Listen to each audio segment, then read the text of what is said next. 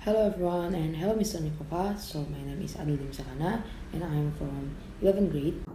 Hello everyone, my name is Ihdina Hilma and I'm from class 11-1 and absent 12.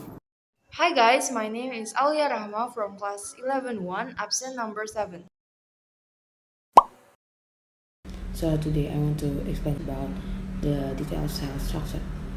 First is cell membrane, also called the plasma membrane, is found in all cells and separates the interior of the cell from the outside environment. The cell membrane consists of a lipid layer that is semi-permeable. The cell membrane regulates the transport of materials entering and exiting the cell. Like all other cellular membranes, the plasma membranes consist of both lipids and proteins. Proteins embedded within the phospholipid layer carry out the specific function of the plasma membrane, including selective transport of molecules and cell recognition. The second is protoplasma, that has structure of plasma of cell membrane, cytoplasma, and nucleus. The major component of protoplasma is the cytoplasma that exists in eukaryotes between the cell membrane and the nucleus. And the third is cytoplasma, that is the fluid that fills up the cells. Cellular organelles and structure are suspended in cytoplasma. In the cell, the cytoplasma is embedded, while other cell organelles such as endoplasmic reticulum, mitochondria, ribosome, vacuoles, and etc. Now we are going to talk about the organelles. First is cell membrane, that is a double membrane composed of lipid and proteins. And centrosome, that is composed of centriole and found only in animal cells. And this is organelle cells that have function to cell division. And then chloroplast, that is present only in plant cells and contains a green color pigment known as chlorophyll. And cytoplasma is a jelly-like substance which consists of water, dissolved nutrients, and waste product of the cell. And then endoplasmic reticulum or reticulum endoplasma is a network of membranous tubulus present within the cytoplasma of a cell. And then there is Golgi apparatus, that membrane bound present within the cytoplasma of the eukaryotic cells. And then there is lysosome, a tiny circular-shaped single membrane bound organelles filled with digestive enzyme. And then mitochondria, an oval-shaped membrane-bound organelle, also called as the powerhouse of the cell because mitochondria is produce energy or called ATP. Nucleus, the largest double membrane-bound organelles, which contains all the cell genetic information.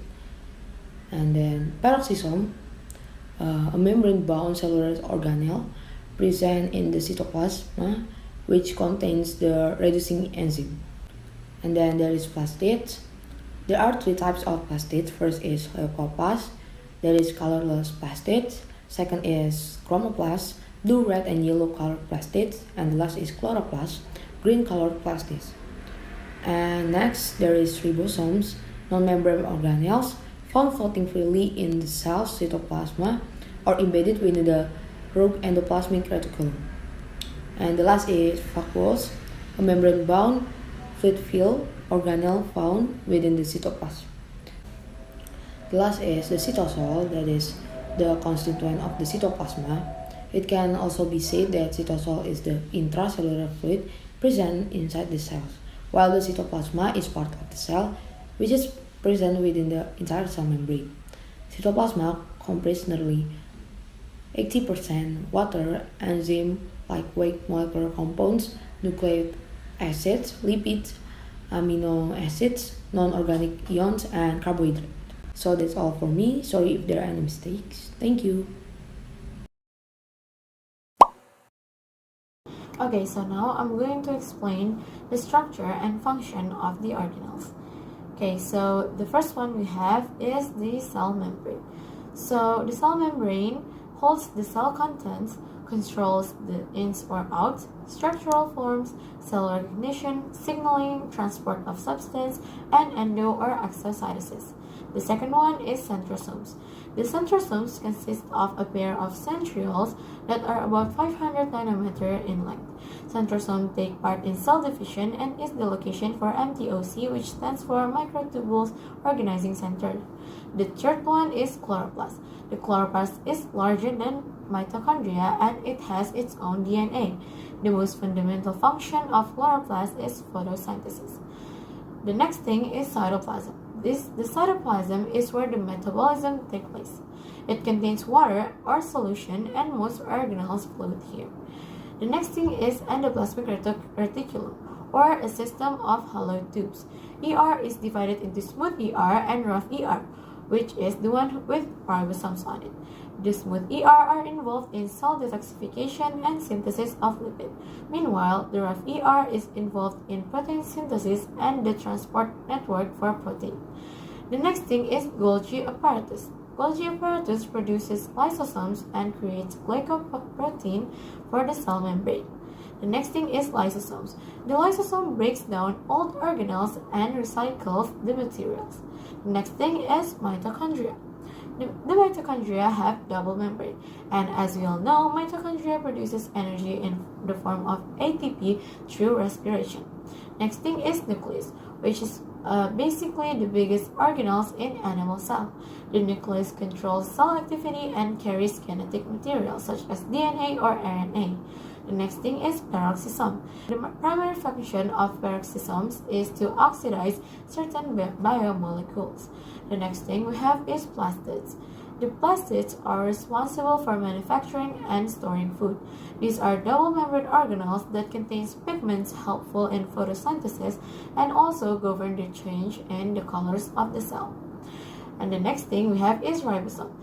The ribosomes are made of two subunits and it receives mRNA coded for protein synthesis. It also has a translation function and it is also the smallest organelle. And the next thing we have is vacuoles. Vacuoles are enclosed membrane compartment that stores water and harmful material. The vacuole works with the cell wall to maintain turgidity. The vacuole is also the biggest organelle in the plant cell. Okay, so I think that's all for this topic. As we know, there are lots of theories in science, including this interesting theory that I will explain, the endosymbiotic theory.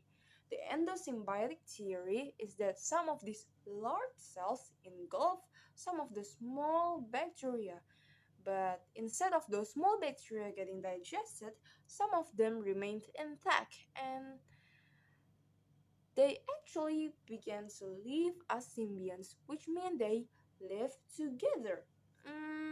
Let's take an example. Mitochondria and chloroplast were bacteria that now live inside larger cells of animals and also plants. Apart from eukaryotes, there is another type of cell called prokaryotes. They are quite different. Prokaryotes have simpler structure than eukaryotes. They have no membrane-bound organelles and unicellular units.